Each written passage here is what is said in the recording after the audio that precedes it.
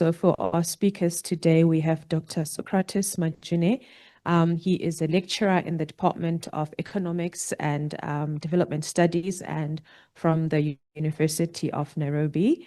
And he will be looking at information frictions and firms, trading decisions and evidence from the Africa Free Trade Continental Agreement.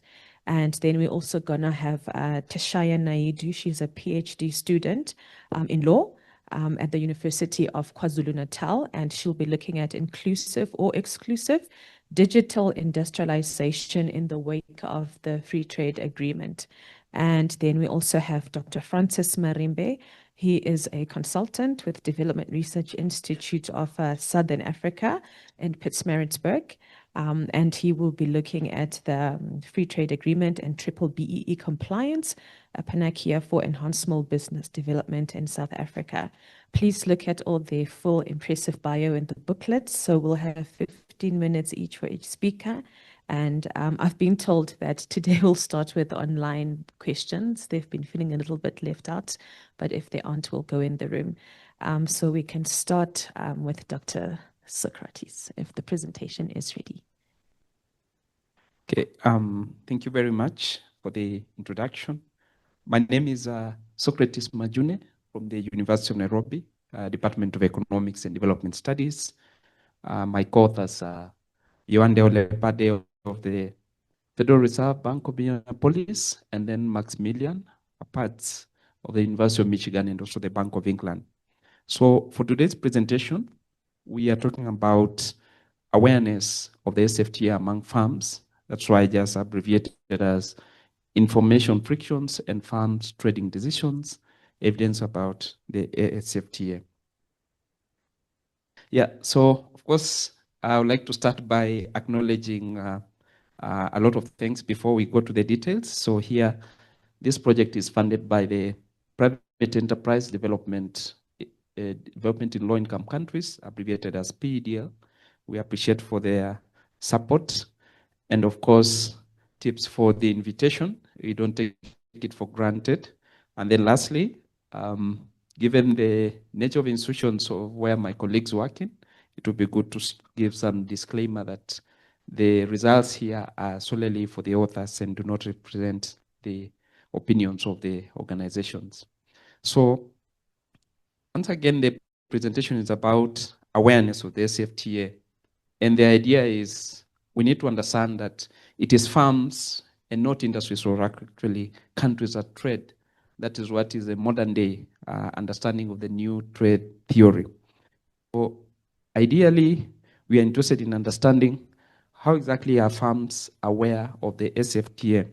But in the motivation, it's good to understand that lowering trade costs should lead to gains from trade, and this will actually boost exports, and exports are also likely to grow much faster. One way of lowering these trade costs is actually by forming trade agreements.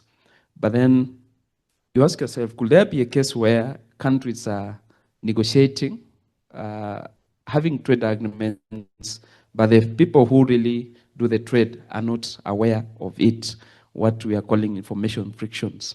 So in regards to the AfCFTA, it intends to eliminate 90% of tariff lines and 50% of non-tariff barriers over a 5-year period. But then unawareness is still a major issue. To just mention a few countries and regions here, for instance, we have a survey in 2020 shows that 67% of Nigerian firms are unaware of the AfCFTA.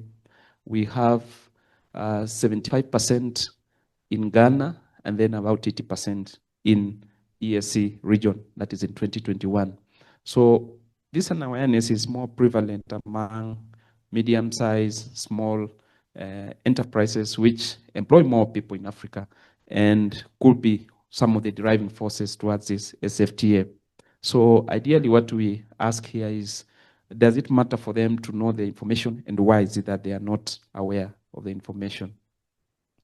So what we do in the study is that we analyze the AfCFTA's awareness by firms in Kenya, and in more detail ask ourselves, what is the level of AfCFTA and awareness? With this, we track across 3 surveys. So we have a pilot survey which we conducted in 2021 among 646 firms. Then we also have a baseline survey which was conducted between June and August of last year. That is among 402 farms that trade internationally. And then we have 388 farms that were actually done in the inline survey, which was conducted between March and April of this year. The other thing we ask is, which SFTA protocols and instruments are farms mostly unaware of, so that it helps if you're a government official, what is it that exactly you need to do? And then what is the current usage, or rather the uptake of SFTA, and also the potential uptake that is there, and then how can SFTA's awareness and usage actually be boosted? So all this to showcase what are some of the benefits of actually doing SFTA. We do an experiment, and here we do a randomized control trial where we actually realize that farms which attended a training about SFTA performed way better than farms which did not attend the SFTA. So on to this, I know because of time, I'll rush through some of the sections. So briefly talking about the background and why SFTA is important in the case of Kenya. So SFTA, as was said yesterday, we now have 49 countries out of 54 which have ratified the agreement.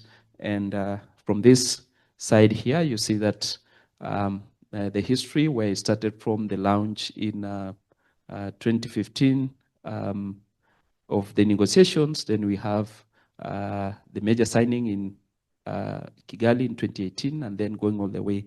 Currently, we have the guided trade initiative. So I will not want to delabor on this one. So, but why is it important for Kenya to actually trade in Africa? And I want to imagine this could be a case for several other countries that are there. Number one, you see from this graph here, showing the value of exports by farms in Kenya from 2006 to 2024, and also the share of farms that trade in Africa from 2006 to 2024. We do the same also for imports. And in a nutshell, you see that over 70% and 40% of Kenya's exports by the number of farms and trade value have been in Africa in the past 2 decades. Meaning Africa is a very important market for Kenya. Of course, this is not the case when you look at the imports. The share is about 11%, roughly about 2,000 to 7,000 farms have been either exporting or importing with Kenya compared to Africa. And most of these farms actually, what we find, are just either exporting solely or importing solely, and not in the two-way trade.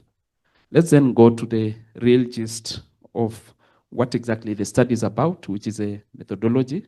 As I said, we had 3 phases of it. So we have phase 1, which was a pilot, and then we have phase 2, which was the baseline, and then phase 3, which was the endline. More important to note is that on the pilot, it covered both farms which trade internationally and those which don't trade internationally, of which 173 of them in the pilot actually trade internationally. That's what those 173 are the ones whose analysis is focused on. But then for the baseline and the endline, all of them actually trade internationally. And then we have, given the conference, the theme, this is what we're having. Manufacturing, this is a share of the farms that are the manufacturing sector. To go on to the randomized control trial, we then identified, especially from our baseline survey, which was conducted last year, we asked them a couple of questions in the baseline survey. What information are they more interested in knowing? Using that, then we identified farms which attended a training in Nairobi, of course, trained by trade experts in Kenya. And then lastly, based on the information of the training, we identified 250 farms which were invited for the training, of which we only managed to get 30 farms to literally attend the training over a 3-day period. So the intervention of the RCT was your exposure to the information of the SFTA, and then the control group are those who were not exposed to it. And then later on, we did a follow-up in the endline survey. So quickly, in terms of awareness, so you can see here from the pilot, I want to mainly focus on this baseline and endline. You can see that farms which export or import In terms of awareness, you just see that about 33% of them are actually aware of the AfCFTA for exporters, and then 20% for importers. This was in 2024. As for this year, we are seeing the values about 35 and 39%. In short, roughly about 60% of farms are still not aware of the AfCFTA, and this case is more pronounced, especially among small and medium-sized farms compared to also large farms. And then we also find that the unawareness is more prevalent when you go so much, especially in terms of exporting farms as opposed to importing farms. And then the good news, given the conference, the theme of this conference, we find that more manufacturing farms are actually aware of this AfCFTA agreement. When we then ask, what is it that you don't really know about the AfCFTA? So here I've just highlighted the key things. Farms are not aware about foreign ownership. So in short, if you are to collaborate with people, look for markets, how do we get these markets? That's what is not quite clear. How do they form partnerships? And then some protocols, for instance, around trade disputes, and then what exactly are their rights? And we see this even in the inline survey, which was conducted after the intervention. So here we only compare the baseline and the endline survey. Then moving to understanding of usage, or rather the uptake. So where farms are asked, what are the chances of you actually trading under the AfCFTA? What we find that is that there's an improvement. So for the baseline, you find that just 1% of the farms who are interested in actually have been trading under the AfCFTA compared to also the importers, which are 3%. But then in the inline survey, we see that there's an improvement here. And this shows that with more information about the AfCFTA, their chances of uptake are actually quite high. But then when we are asked, for you who is already trading, what exactly is the key challenge that you are actually seeing, is issues around the rules of origin. That one is not quite clear. Most of them do not know. And then compared to, for instance, other agreements such as the ESC and COMESA, they are not really aware what exactly is this advantage of us trading under the AfCFTA compared to these other agreements. So, but then later on, we also ask them, what are the chances that you foresee yourself trading in future under the AfCFTA? And the results are quite good. The uptake is likely to be quite high for the AfCFTA. On to the boosting. How exactly do you boost these AfCFTAs and awareness? So we asked them, what are some of these training needs? So if you are to boost the uptake of the AfCFTA and you are to take up the training, what exactly are some of the areas you'll be interested in improving? So number one of the key things is around the understanding of transport and logistics. The other thing is about the information about the trade policy. So the key protocols of the AfCFTA around these trade policies and whatever need to be quite clear. And then also the necessity to navigate the policy and the application process. How do I start actually trading under the AfCFTA? Those are some of the major training needs that are appearing both under the baseline and the endline survey. Then the most important is, how then do you communicate to these businesses? We asked them, what are the key sources of information that they get? Business associations that are quite key. Social media stands out quite importantly. And then, of course, family and friends were among the top 3 sources of information if we actually supposed to spread the word. As I almost come to the conclusion, as I said, we then tried to do a randomized control trial where the intervention was farms were trained about the benefits of the AfCFTA, or rather the AfCFTA in general. And then we assessed comparing the farms which attended the training, which were about 30, versus those which didn't attend the training, but then were in our baseline survey. How did they perform? So this just shows you the awareness and the usage, or rather the uptake of AfCFTA by farms when they are exposed to training. You can see at all stages where we are having the treatment group are those farms which actually attended. You can see that compared to those control and just generally, you find that the percentages are high, especially in terms of their awareness. Most of the farms are aware, especially those who are importers, that about the African Continental Free Trade Area. These firms were also more aware about the instruments, or rather the key things that they are supposed to know about the SFTA in general. That's what we saw. And still, compared to other trade agreements like AGOA, the EAC, and the COMESA, most firms that are actually in this treatment group expressed and showed positive results of 33% of them were actually more likely to use or rather trade under the SFTA compared to if they are not under it. So when we come to the end, which is a goal, and what exactly should be prioritized. So far what you can remember from this presentation is that there's a need to improve the awareness of the SFTA among firms, especially among the medium-sized, small, and enterprises. Considering that is actually very optimistic, the uptake is likely to be optimistic about the trading under the SFTA compared to other agreements such as COMESA and the EAC and even AGOA. So what then can we do if you're a policymaker seated here? Number one, prioritize training firms about the SFTA. And the primary training needs are here around the policy, transportation and logistics. Number two, prioritize very varied pathways of actually informing firms about the SFTA. This means working closely with business associations, create social media campaigns, and then on the use of families and friends, we'll be happy to hear what you will be saying. So that, ladies and gentlemen, brings us to the end. Thank you very much for listening to us.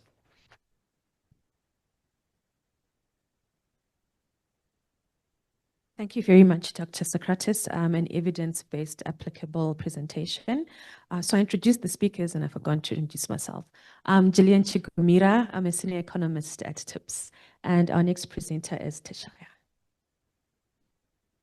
Okay. There's a story that I keep coming back to.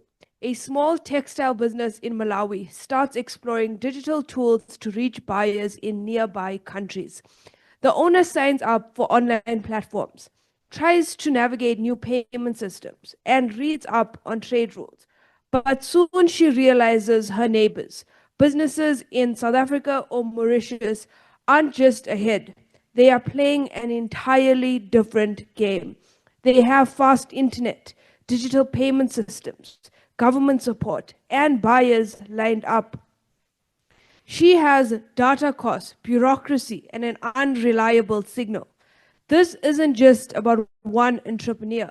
It's about how the promise of regional integration, especially in the digital age, risks deepening the very divides it's meant to overcome. Good morning, everyone. My name is Theshaya, and I am a PhD candidate at the University of KwaZulu-Natal. Today, I want to talk about digital industrialization under AfCFTA, and more specifically, whether it will be inclusive or exclusive. At its heart, this paper asks a simple question, but urgent. As we move deeper into digital trade and industrialization under the AfCFTA, who is being included and who is being left behind?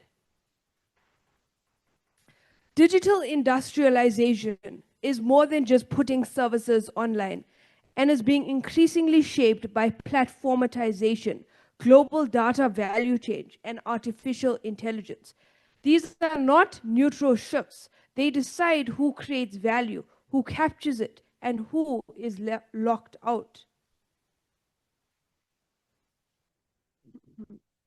This paper argues that unless we intervene thoughtfully, we risk building a digital economy where African countries remain data exporters and service importers, plugged into value chains we don't control, dependent on platforms we don't own, and governed by standards we didn't write. Now, when we examine the AfCFTA as a digital policy framework, it becomes clear that while ambition is strong, the institutional foundations are still shaky.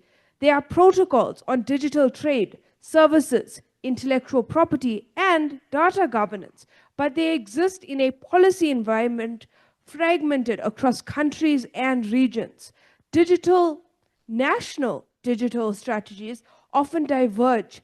RECs are not always aligned, and in many cases, global tech firms are more influential than states. So what does this mean for the future?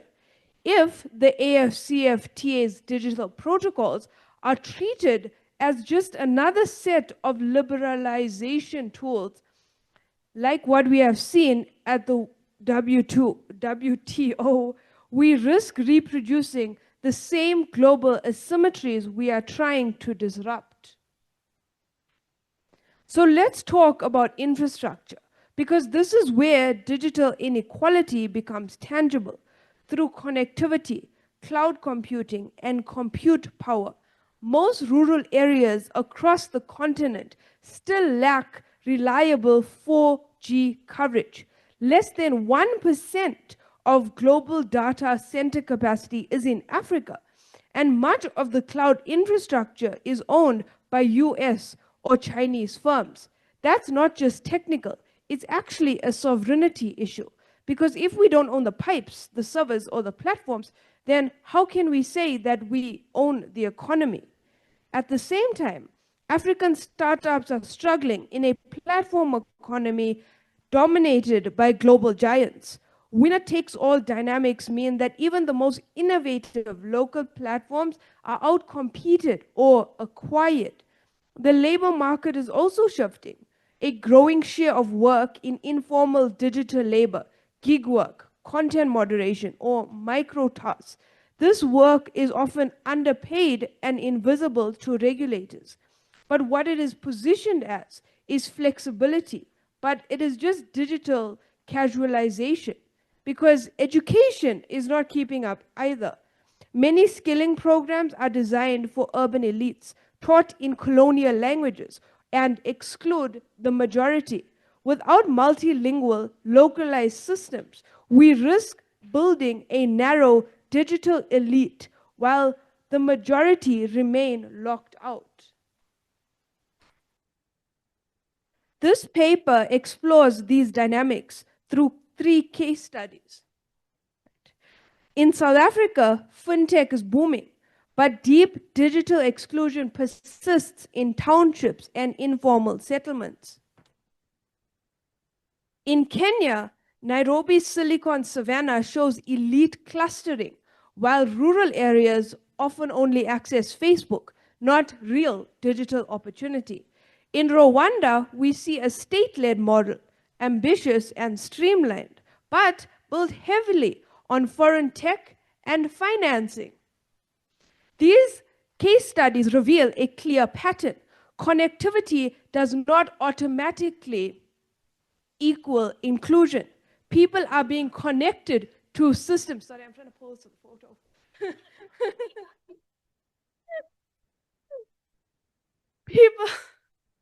People are being connected to systems that do not necessarily serve or empower them economically, socially, or politically.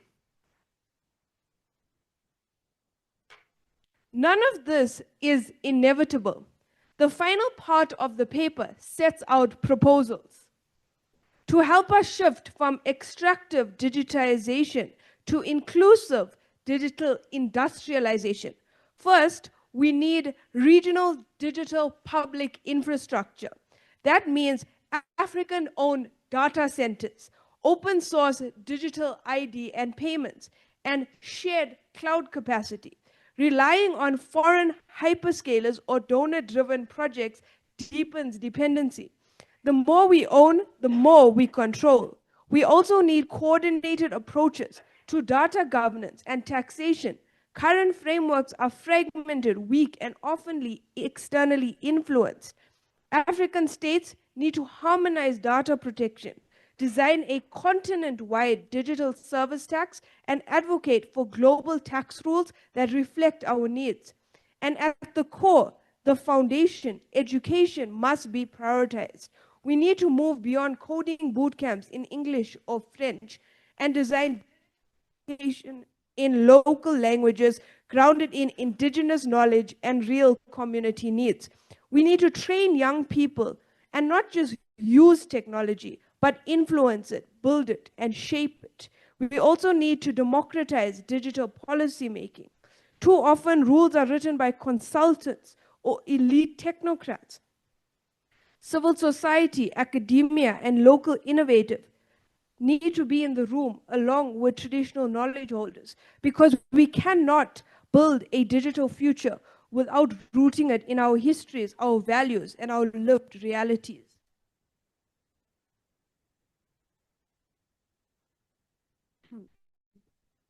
Finally, and most importantly, we must imagine what the AfCFTA is for. It cannot be just a framework for liberalization. It needs to be a platform for justice. Digital trade should not just move data efficiently, but should fairly distribute value. The goal must be a digital economy that creates decent work, strengthens institutions, and empowers citizens, not just consumers. So let me end by returning to a question I was once asked: what exactly are we building?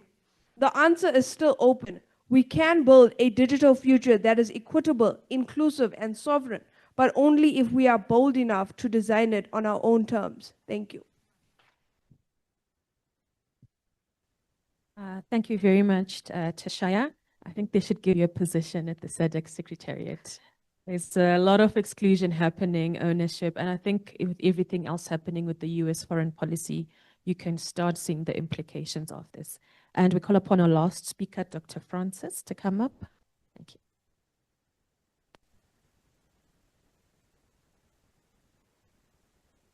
Once again, good morning. Yes, I've been already introduced, so I'm not going to again introduce myself again, but to just re-emphasize that I'm a B-BBEE consultant, and I'm also involved in development and research work here in Johannesburg and Pietermaritzburg. So my paper again now then focuses on AfCFTA and B-BBEE. So I'm going to be a little bit out of order, and to avoid having to constantly say AfCFTA, I'm just going to call it after. And then in relation to B-BBEE, which is the broad-based Black economic empowerment, I'm just going to also shorten it to say BEE, but I will still be referring to these two. So within my paper, the core question is, can these two frameworks be strategically aligned to promote small, medium, micro enterprise, SMEs? So when we look at AfCFTA, we notice that this protocol presents a paradigm shift in Africa's economic integration and development trajectory, while we look at the B-BBEE framework, which then seeks to again redress or address the historical economic marginalization and promote inclusive growth within South Africa. So my article then examines the alignment, the intersection between AfCFTA with its liberalized trade agendas and the B-BBEE compliance. So the article also then explores how best these two, this protocol and this legislation can then be aligned, or how best can we also even integrate and look at issues that we can then align, where we take AfCFTA and then we implement certain protocols or certain frameworks that emanate from that. So the argument is that if BEE is properly enforced and strategically integrated, it becomes a development lever. So what it then also clearly shows that there is something that B-BBEE needs to relook at to ensure that it can be properly enforced. So in relation to my article, when we look at the theoretical and conceptual frameworks, I mainly focused on the structuralist development theory, which prioritizes state-led redress. And then I also looked at integrating SMEs into high-level activities, applying the inclusive industrialization. And then with the regulatory capital theory, I looked at the state as a market regulator using tools such as B-BBEE. So in a way, what is critical when you look at AfCFTA, we notice that it needs to complement domestic empowerment framework such as the B-BBEE. So in a way, there is a need then to have a clear understanding of policy coherence where trade transformations and transformation policies are mutually supportive rather than conflicting. Then when we move then to AfCFTA and its implication for domestic economic policy, you would notice that AfCFTA it's a single market, or it also focuses on removing tariffs on goods and then liberalizing services, especially in relation to trade. So you would notice that AfCFTA has an impact on the domestic economic policies such as B-BBEE, because B-BBEE, it now focuses on trying to address inequalities in South Africa. So without state interventions, issues to do with liberalization can worsen, and can worsen inequality, can also marginalize domestic industries, and also reinforce dependence on foreign capital. So South Africa then uses or has the B-BBEE with the 5 pillars, such as the ownership, where it emphasizes that foreign-owned companies, they need to then also give ownership to black-owned companies. There are also issues to do with the management control within the BEE scorecard, where we are saying don't just give local people jobs, but you also need to incorporate them into the management of the companies. Look at senior, middle, junior, and also executive management. And then there's also issues to do with skills development, where companies are also being encouraged to spend at least 6% or 3% of their livable amount or annual payroll.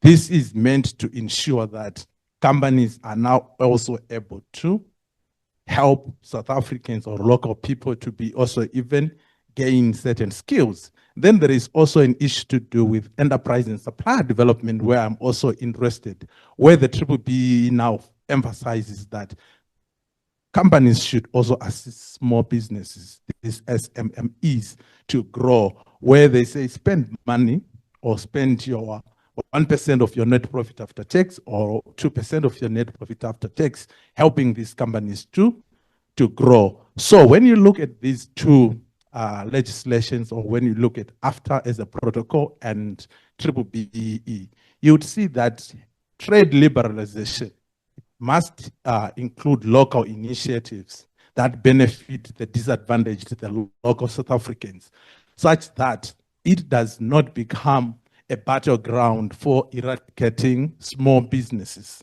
However, there are also implications that we also need to look at. When we look at AfCFTA as a protocol, there is usually the risk of policy incoherence, where African states usually pursue multiple overlapping development agendas, where some they focus on industrialization, investment promotion, and also trade liberalization, without paying attention to the regulatory instruments that govern them. So such policy gap may lead then to what is called regulatory arbitrage, where companies selectively comply with certain policies that serves their interest while undermining domestic development objectives.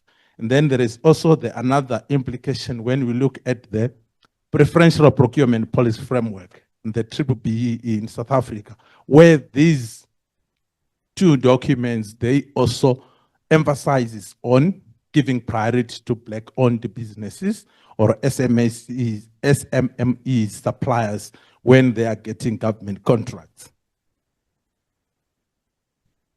Thank you. So I've been talking about AfCFTA. So then now moving straight to B-BBEE, which I've already, in a way, to some extent, have tried to explain what is it all about. So we said it was introduced to address deep-rooted racial, economic inequalities caused by decades of exclusionary policies. So the Act again emphasizes on broad-based impact. So the broad-based impact now focuses on job creation, to say we need to create jobs. When you implement the policies, we need to ensure that you create jobs. We need to ensure that there is skills transfer where local people are also gaining expertise or are being trained such that they are able to contribute to the economy. Then there is also issues to do with enterprise and supplier development, where these small businesses are also then placed in a position to participate in economic development. But despite several achievements that we see from B-BBEE, there has been also serious criticism that have been faced, especially issues to do with fronting, where there is misrepresentation of information, misrepresentation of the BEE level, and then there has also even been the rise of politically connected elites who usually benefit from the B-BBEE at the expense of the poor people. So when AfCFTA is aligned properly, you would see that it can also then capture inclusive value chains. So now the question then is, what should happen? I propose that there is a need of change in the way how B-BBEE is implemented. For example, we need to look at moving beyond compliance, because BEE to some extent is seen as a tick box exercises that you just need to comply, do what you need to do. If you are told spend 2% of your net profit after tax, just spend it, then you get your BEE certificate. But we are saying we need to move from that compliance to performance-based scoring, where we said, let's look at the number of SMMEs you have integrated into the supply chain with your enterprise or supply development. Let's look at also the investments that you have also tried to help those companies to be then also involved in investment in accredited skills development. We also need to look at employment creation to say, how many jobs have you created by merely saying, I'm coming to your company and I work with you, you are my supplier, so I'm going to give 2% of my net profit after tax. It is what has changed, or what is it that you have done to this company for it to grow? Have you now given your money or funding to this company in such a way that the project that they're implementing is going to promote economic growth? Or is it that you're just given the money and then that political elite person goes and buys a Range Rover? So we are saying we need to look at performance-based scoring rather than just looking at compliance, because compliance only benefits those who are seeking to get the BE certificate, but the local people are remaining poor or disadvantaged. So there is the need then to capacitate local firms to become export ready within AfCFTA frameworks. I'm also conscious of time. I don't want you to say, oh, it's now time to stop. So let me also even be quick.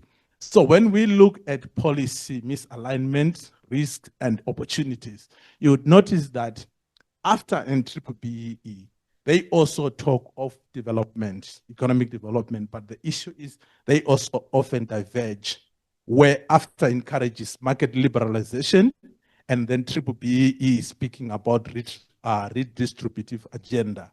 And then we also see that there is also, when we try to implement these two policies, you realize that there is also the risk of regulatory arbitrage which occurs when firms then decide to exploit the gaps that they will see within the B-BBEE.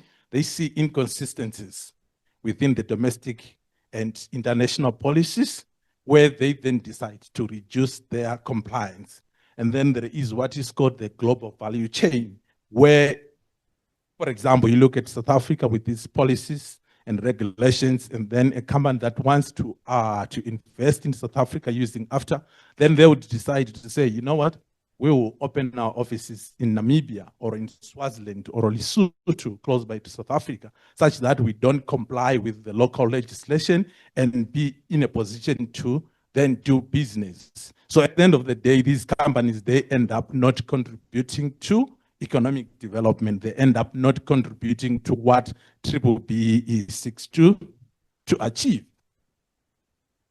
However, there are opportunities that are there where we say if we align investment incentives with transformation outcomes, South Africa or B-BBEE becomes critical and it becomes a very good policy.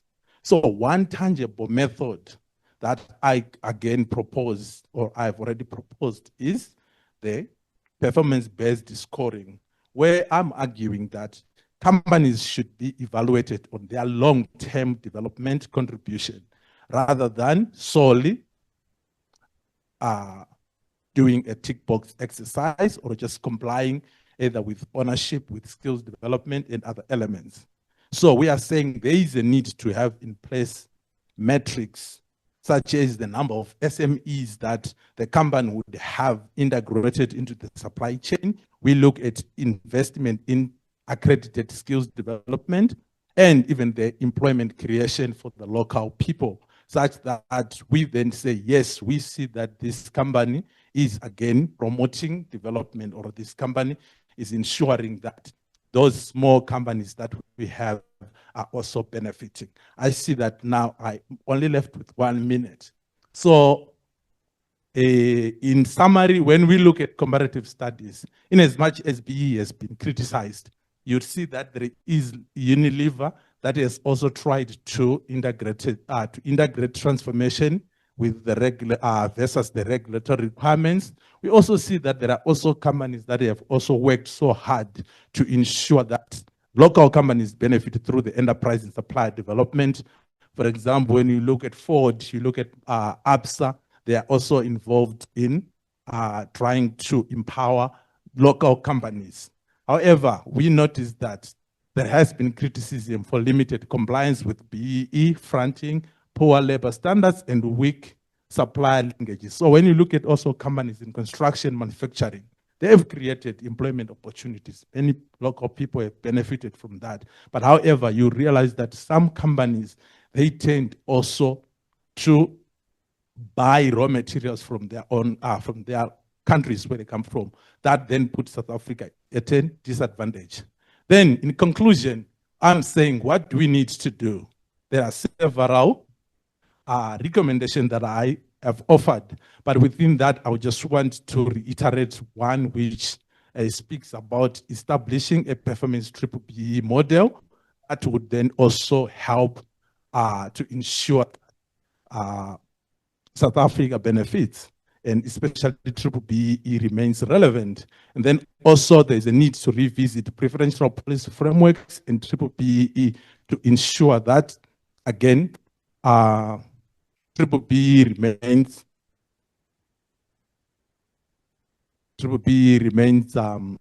sorry, I lost my train of thought. So we are saying we need then to ensure that we look at local policies.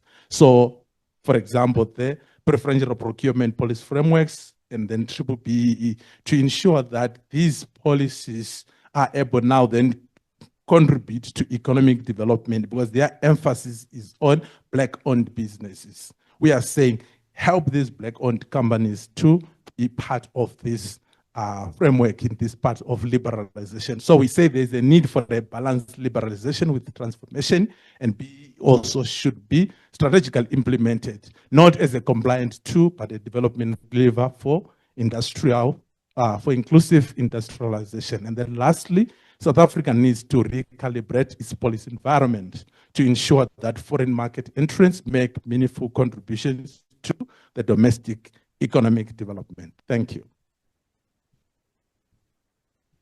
Thank you very much, Dr. Francis. I think we've had three good, very big presentations here, evidence-based, very applicable.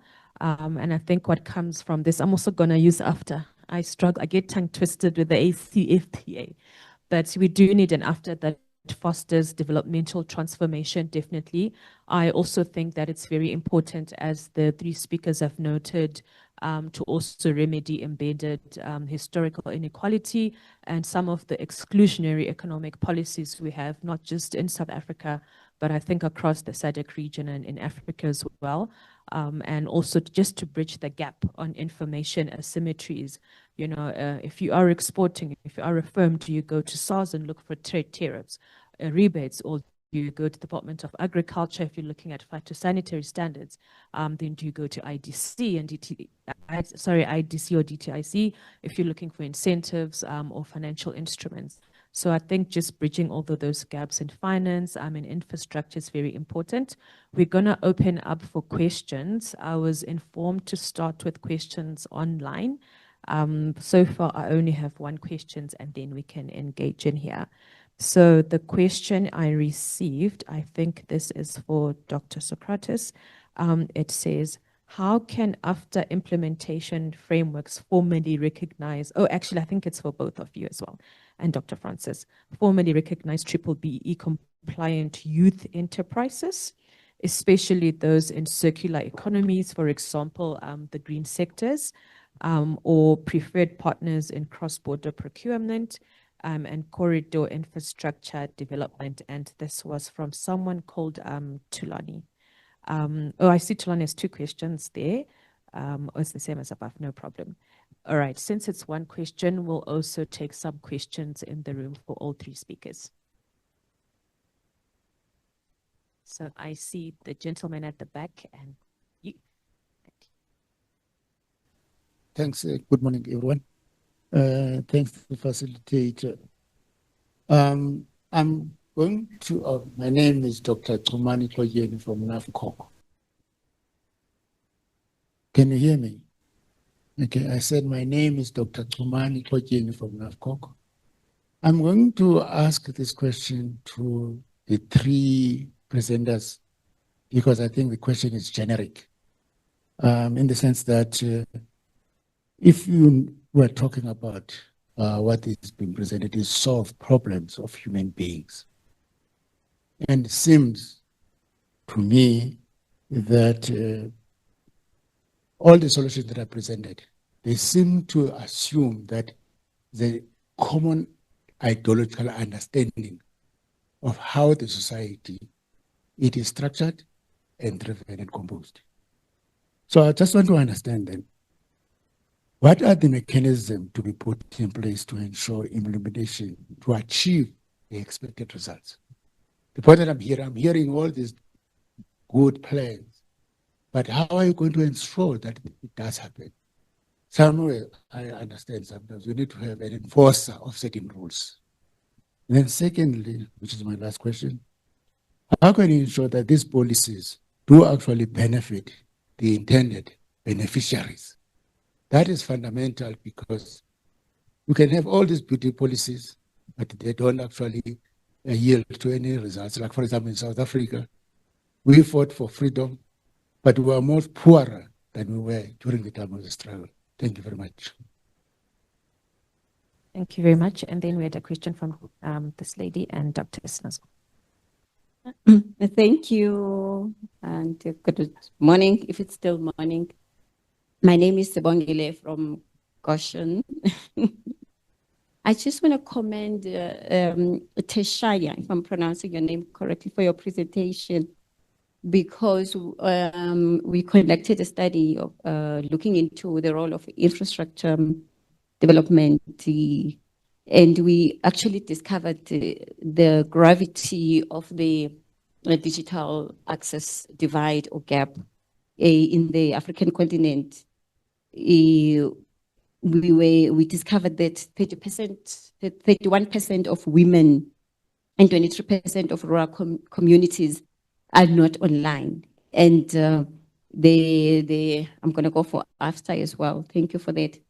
We need about 100 billion USD by 2030 to achieve universal internet access. So you can see that really this requires us to pay attention to building digital infrastructure in the continent because this affects the vulnerable groups, which are women, youth, and people in rural communities. And these gaps are highlighted by the AfCFTA 2024 protocol for women and youth in trade because it affects their participation in regional value chains. My comment, my second comment is for Dr. Francis. I was just pleased to see that your study is underpinned by theory, especially the structuralist development theory. I believe so much in theory because it enables us to distill complex issues when we develop policies. And it ensures that policies are evidence-based, which I think we lack. We need to embed our policies more on theories to ensure that they are effectively designed and implemented, because I don't believe that we can have good policies that are not implemented effectively. For me, I believe that if a policy cannot be implemented effectively, it was not designed and underpinned in theory. So we need to go back to that as the government of South Africa and the African continent. Thank you so much. Thank you very much, Dr. Sinazo. Hi, everyone. Thank you for the fantastic presentations. I am Sinazo Nsonge. I'm an economist at TIPS. That's okay. Thank you. Yeah, a theme that I picked up from all three presentations is the role of government in creating an enabling environment for whatever AfCFTA comes up with to thrive in our, in each country, So my question is to Dr. Socrates. You, in a way, highlighted the role of advocacy, right? And Theshaya talked about the digital divide. So I'm trying to understand if we were to drill down, to the most, basic level or micro level, we have your rural, you have your peri-urban, you have your urban areas. And you talked about firms. We may not refer to businesses in the rural and peri-urban areas as firms. So how then would we inform people in those areas, or firms or businesses in the rural and urban areas, about AfCFTA? How would we go about doing that? So that's my question. Thanks. Thank you very much. I'm going to let all three speakers respond, and then we'll take another round of questions. Thank you so much. So I will begin by responding to the question online, which also Dr. Socrates needs to also respond to, where the question is around after recognizing policies such as B-BBEE. So when we look at issues to do with policy, there are also two terms that we need to be conscious of, which I was trying also to be careful in terms of how I use them, where we look at alignment and integration. You'd see that sometimes at local level or at low level, when policy is involved, integration does not work. What you can only do is to align whatever that you have. So for example, when you look at B-BBEE, we are saying it then needs to be looked at. Let's go back again to my sister who was mentioning about, designing policies where we look at theories, and then you see theories that influence certain policies. So we are saying we need to go back to looking at the BE codes of good practices and see then how best we can then align them with AfCFTA to say, this is what AfCFTA is saying. What is it that we can put in place in such a way that we don't have companies that would then come to South Africa, benefit without making a contribution to the region or South Africa, which then goes back to the other question that was around policies not benefiting intended beneficiaries.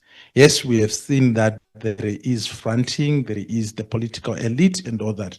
But in the event that we then look at the design of these policies, and then in that designing, we look at also the monitoring and evaluation of those policies. And as I had also recommended, that there is a need for performance-based strategy. In that, we are saying also make B compulsory. You look at the other companies or other countries where they've made their local legislations compulsory. So when you make BE compulsory, then the next thing is we are looking at making it a performance-based scoring, where we have made, you have made it compulsory. Then now you ensure that whoever is complying to that is also complying on a performance-based scoring, and there is strict monitoring of, or monitoring and evaluation of those activities that have been implemented to ensure that it goes to those intended beneficiaries. As long as there's no performance-based scoring, we will still remain having problems where BEE remains a tick box exercise. Thank you. Many thanks for the questions. And I would like to give a disclaimer. I'm still learning how to pronounce the names. So I hope I know how to pronounce them clearly before I return to Kenya. I know Tulani, our online had asked about SFTA implementation and how it can recognize some of the initiatives, I think mainly directed to B-BBEE.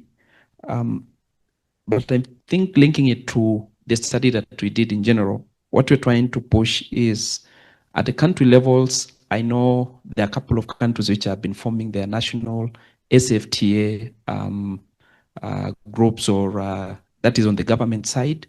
So meaning if we have such initiatives, for instance, the B-BBEE, it will have a dedicated, from the government side, you have national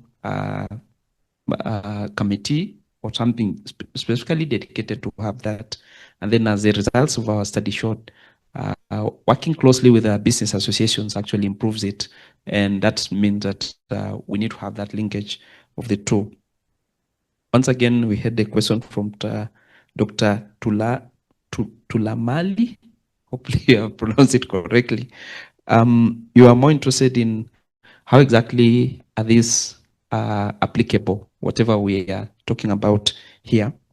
And I'll again just direct you to three things that our study is trying to show. Number one, how exactly are you communicating this? Are you communicating to the right people? Actually, the key study what we came up with is we don't want a case where we are having all of us meeting here, our government officials meeting in hotels, discussing about SFTA, and the people who really trade are not even aware of it. So that's why one of the key things is work closely with business associations or find ways, well, how are you really communicating about this SFTA? It could be through social media. And of course, I threw a question to all of us about families and friends. The other thing, of course, again, a national implementation committee, specifically from the government side, would be quite important to have it that actually the right people are knowing about it. And then, of course, some cases you need to have the support of international organizations to come in to chip in. And then we have a question from Dr. Sinazo Zonge, sorry. You are again coming up about the role of advocacy. Again, I just come back to the main answer. Business associations, what exactly does the government do on its side by having a dedicated team working on this one? And then especially now looking at the rural areas, most of them I know, for instance, in the case of Kenya, have at least some business associations in their cases. If a country does not have that, then it would be encouraging for them to form such association or even groups that are there. Of course, depending on the governance structure, for instance, in Kenya, we have counties, 47 counties. They're the ones who at least also need to have an initiative of that one. And then lastly, since most of the farms that benefit from this trade and those who are aware of this safety are the big farms, it would be good to have a way of having the value chains. How are they linking with these small farms so that they benefit all of them? Thank you. Thank you everyone for your questions. So I am going to refer to the questions, not by the people. I'm sorry, I couldn't remember everybody's name. I made some notes on my phone because autocorrect is easier to type. So the first question was regarding the mechanisms that will help with the expected results. And there are three things that I think that must be prioritized essentially. And as I said before, that needs to be African-owned data systems, so we are in control of the infrastructure as opposed to Apple servers located in California, because, and this brings me to my next point, is regionally coordinated policies. So I think that harmonized regulation is important to ensure that there is uniform rules across the continent with regards to ensure that essentially businesses don't face a different rule book when dealing with the relevant issues. And this can be facilitated by pooled investments across member states to build shared infrastructure, so that it is not country specific, but rather the continent, Africa, is pulling together our resources to become a power that can hopefully one day rival the United States or other superpowers or first world countries. So that's why it is necessary to have things like public interest technology funds.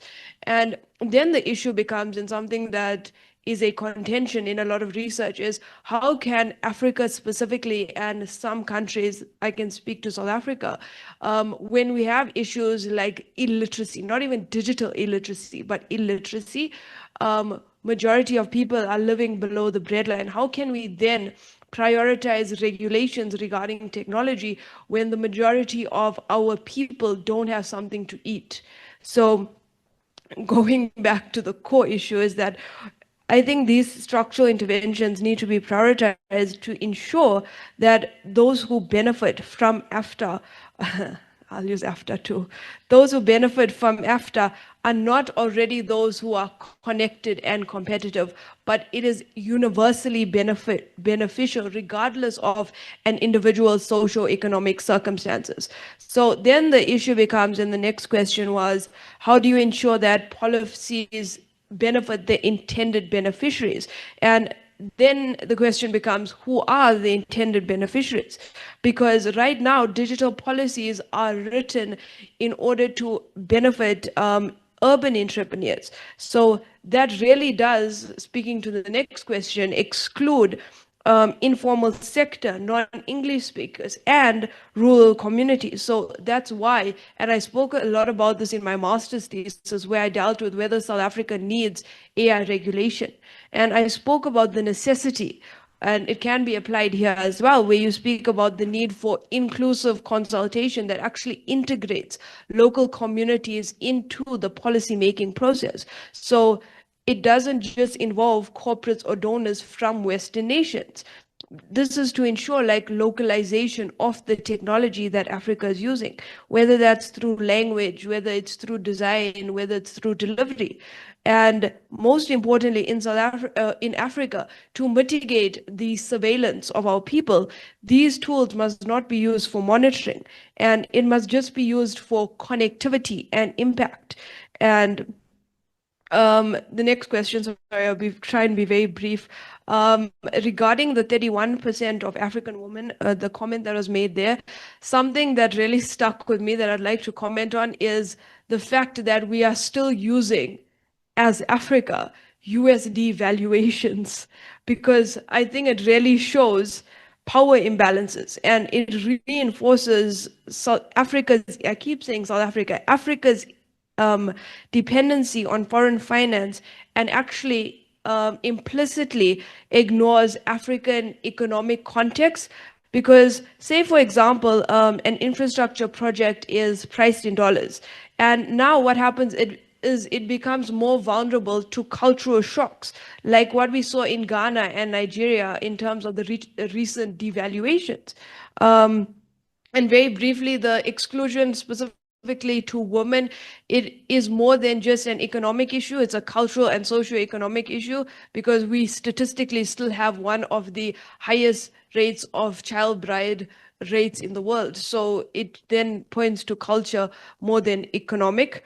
And then very briefly, the government plays a very prominent role in essentially like bridging the last mile in terms of AfCFTA's implementation at a rural level, because I don't think it's just through infrastructure, but also communication and trust, because you cannot just, in rural communities, you cannot rely on PDFs or you cannot rely on websites. It needs to be multilingual, it needs to be local, and it needs to prioritize participation. So I would think like things like community radio, WhatsApp campaigns, local languages, very important, and partnerships with churches, traditional leaders. So you're speaking to the people, not at the people, essentially. And then also, last point is that government needs to decentralize implementation.